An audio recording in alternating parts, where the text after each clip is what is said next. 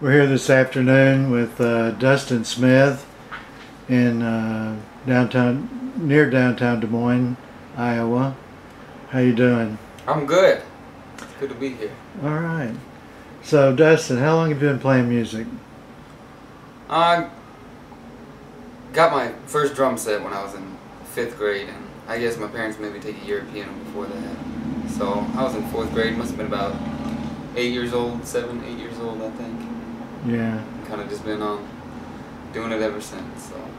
It's good to start out young like that, isn't it? Oh yeah, as much as you can get in, I feel musically or artistically, you know, at a young age. I feel like even if you end up backing out of it, it definitely it stays with you for a long time. There's pieces of that early age that I don't think will ever disappear. It's a pretty dominant time to do that stuff. So. Yeah. So I understand when you got older, you continued your music education in New York City at a place called the Collective School of Music. Yeah. Can you talk about that time? Yeah, I graduated high school and I knew I wanted to study music, and my whole goal with that, you know, the teacher that I was studying and with here in Des Moines kind of helped me get to that point. I told him I realized I was at no position of being a working and successful musician, and I wanted a place where I could go, where I could practice, you know, all day, all night, and that I was going to have that at my use and be surrounded by, you know, great teachers and great people. And the Collective was definitely that school. I went there in August of 2005, and I was there for about 2 years straight. Just an amazing school. I love it to death. Yeah, I wouldn't trade that experience for anything. It's a real tight-knit group of drummers and musicians from all over the world, and some really amazing teachers. And just being in that city and that school definitely pushed me harder and farther than anywhere else has. And I think that I owe a lot to who I am as a musician, to that experience that I had. So. Mm-hmm. So when you finished up school there, if I got it right, you came straight back to Des Moines from there? No, I didn't. I went to school there for. I went to school there for about 2 years straight.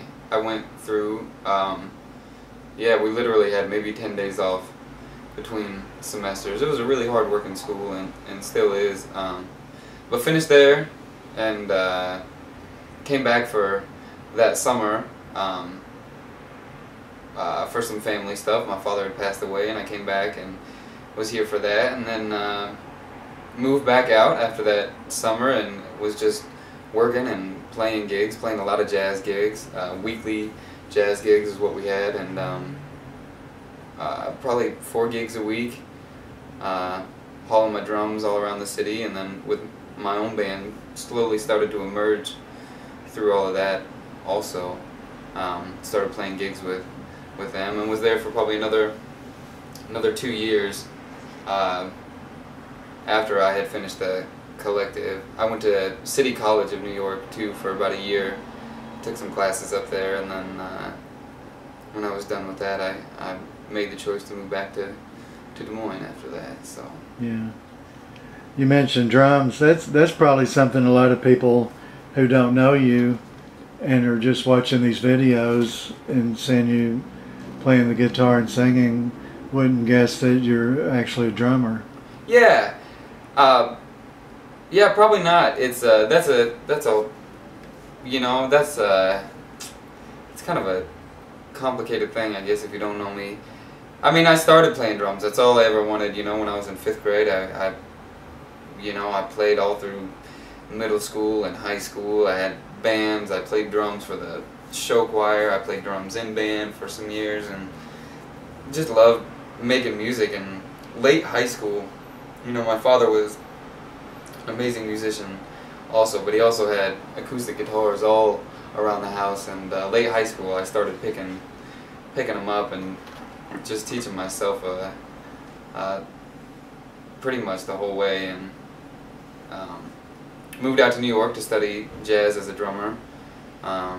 and other styles of music too.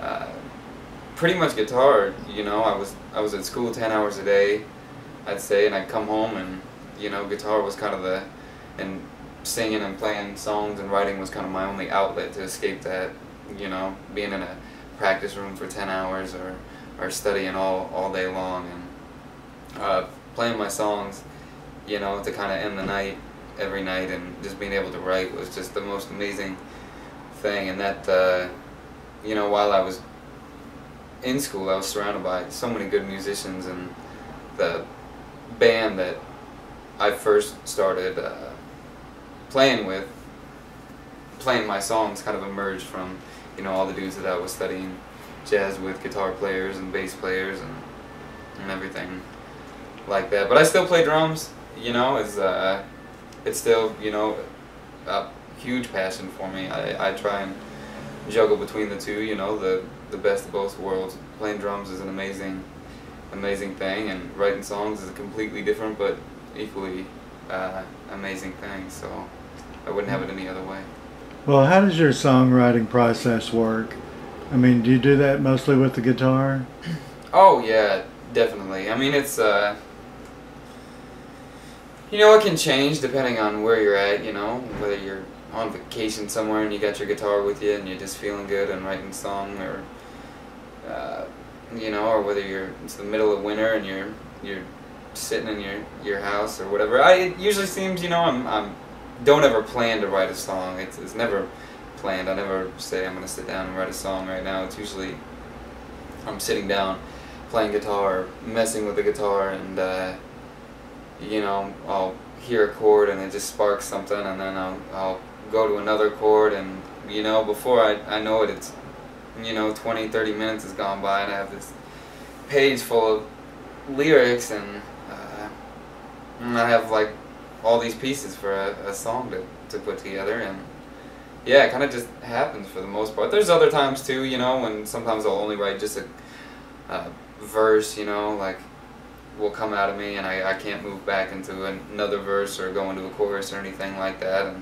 I'll hold those pieces for a while. But you know, it's always funny, maybe a year from now, a verse that I wrote today or something will come up in a song, and it'll fit just perfectly, which has happened before, or choruses, anything like that. But for the most part, it's definitely just a natural process. I try not to force anything if I don't have to. So. Well, as I understand it, you've written enough to at least have 2 albums. Oh yeah. One is Summer Afternoon. Mm-hmm. You want to tell us about that one? Yeah, that was the first album that I did, and that was just a really, you know, I mean, it's just did it because I wanted to. We didn't really have any big goals with it, you know. It was, you know, a lot of these songs that I'd written, you know, late high school and right out of high school, and the guys that I was playing with, like I said, you know, a lot of the players that were studying and going to school with me, they, you know, we got together and they loved playing the songs, and we had a blast doing it, and we just decided, you know, what the heck, let's record it. So I recorded it out there. You know, not a whole lot ever came from it, and a lot of that was just because, you know, I wasn't quite sure what the heck to do once you actually get a CD. I knew the people, you know, that were interested in recording it, and figured out how to get that done, and, you know, then I had people help me put it together, and before I know it, here's a CD, you know, great learning experience. And but what I really did with it, probably, you know, not a whole lot. It was just a great experience, and I took that on to the next one too. It's still just something I'm super proud of, and yeah, I wouldn't change a thing about it. It just speaks for the time that it was, the songs, where I was, the people that I was with, and everything like that. So. Okay. And then the other album that you've got is Burgess. Burgess, yeah. Can you talk about that one? Yeah. Kind of a funny word. It confuses people a lot, but it's actually an old Creole word. Real common with slaves and, you know, like around New Orleans and early folklore and all that that kind of stuff. The word is defined as the earning of a freedom from a specific territory or province. And you know, it's an EP. It's 6 songs. They're all really emotional songs, I think. That album again just spoke for itself. I had just moved back to Des Moines, and was playing with, you know, some guys here who I'd never played with before, who were still playing with me to the day. And yeah, it was definitely I'd say a mourning album. I had just, you know, lost my father, and you know, coming back to Des Moines was so hard. It was a decision that, you know, I kind of had to make, but I needed to get, you know, that off my chest, and I felt like that album was huge in doing that and helping me through the grieving process and being able to write those songs, which speak, you know, a lot about my, you know, the nostalgia of my awesome childhood that I had, and, you know, yeah, my father and everything like that. It was a really uplifting album, and that's how I look at it. But the definition of the actual album, Burgess, earning of a freedom from a specific territory or province, that was, you know, a culmination of just where I was with leaving New York, and, you know, with my father, and just, you know, trying to figure out who I was. And I'm super happy about that album. I wouldn't trade anything about it at all. So. Okay. Where can people get those albums? They're both on iTunes. You can find them both.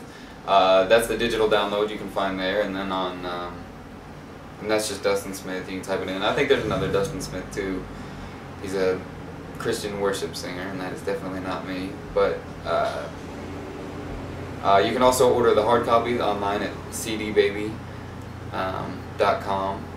They're just a great catalog of, you know, hard-working bands, and just another outlet for people to buy some really good music and kind of search around. It's a great website, cdbaby.com. You can buy that hard copy there. Otherwise, yeah, you can come to a show if you're in Des Moines, or, you know, if we're in another city. I'm pretty generous with that stuff. So I prefer people to have the music and enjoy it, and, you know, burn it for their friends and pass it along, than have them not buy something they like just because they can't afford it. So. Yeah. Well, before we wrap it up, are there any final thoughts you want to leave our viewers with? Yeah, just stay tuned. I plan on, you know, we're working harder now than we ever have, and it feels great. I think this fall we plan to be out as much as we can, plan to be on the road, and plan to be playing a lot locally, and a lot on the road too, as many different cities as we can, and a lot of new recordings to come soon too. The next CD is going to be a Dustin Smith and the Sunday Silos, and we've already started piecing that together one track at a time too. So. Have you got any idea when you'll be trying to release that, or are you just letting it happen? You know, I'm telling the band too. I'm experimenting with a lot of different recordings, and you know, the best way to kind of do it. I'm messing with. I've worked with a couple different studios so far, and I kind of want to just keep exploring. You know, like some of the great engineers and great studios that we have in the city. One in particular that I'm a huge fan of is Midday Studios. That's who recorded my last EP, and I already got some new tracks working with him too. That's Logan Christian. He's amazing. He's definitely one of the best in the city. So be working a lot with him, and hopefully some other people too. So. Okay. Dustin, thanks so much for being on Insider Sessions. Yeah. We appreciate it. Awesome.